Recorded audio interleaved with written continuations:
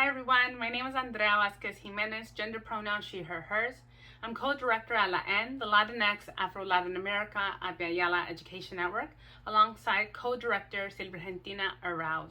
I'm also a lead organizer, coordinator, and strategist for both our campaigns, Police Free Schools Ontario, and our national push for Police Free Schools Canada.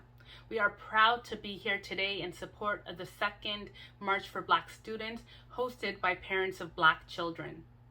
Today I'm going to be speaking briefly to demand number 5, which is Police Free Schools province-wide. We are proud to have the support of parents of Black children since last year when we have been pushing for Police Free Schools province-wide. Prior to getting a bit more into those details, I do want to ground us into what do we mean by when we say Police Free Schools. And so for us to have this understanding, at LAEN, we take up our U.S. partners, the Alliance for Educational Justice campaign collective definition of police free schools.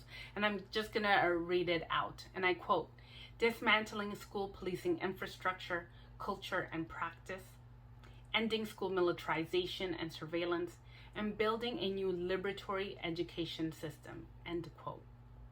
And so what's really important about this, to really understand, the demand for police-free schools, it moves beyond just the removal of police presence across all educational spaces.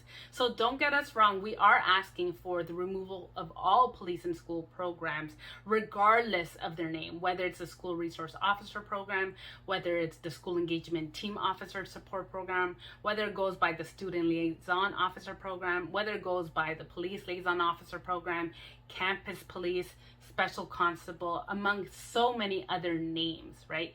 So we are asking for the removal of police and school programs across all educational spaces, including post-secondary. But that is a first and necessary step, right? But we are also moving beyond that. We're talking about the dismantling of all policing infrastructures. And what's really important to understand is we're not asking for reforms. So we're not asking for less police. We're not asking for police who are representative of diverse communities. We're not asking for technological surveillance. We're not asking for, a police and school program by a different name, right? We're not asking for reforms. What we are asking is for the removal of all police and school programs. And we are asking for properly funded, properly resourced educational spaces, shifting away from punitive disciplinary practices and ensuring that we are grounding our educational systems and educational spaces that are relationship centered, that are grounded in healing centered engagement and practices, and that are grounded in transformative justice. We know that having police and policing free spaces is a human right. It is a human right under the International Convention on the Elimination of All Forms of Racial Discrimination. So this is an ongoing human rights violation on all those school boards, on all those post-secondary spaces, and on our provincial government who continues to do nothing in the face of human rights violations, right? And we know that this is a provincial jurisdiction. What we need is political will. What we need is the amendment to the provincial model of a local police and school board protocol to ensure police-free spaces across K-12 spaces, and the amendment of the Ontario Police Services Act to ensure that we have police-free school spaces across post-secondary. Our provincial governments, whether they be liberals or conservatives, have been underfunding and under-resourcing our educational system for decades. For decades. Those are choices that they continue to this day to make, right?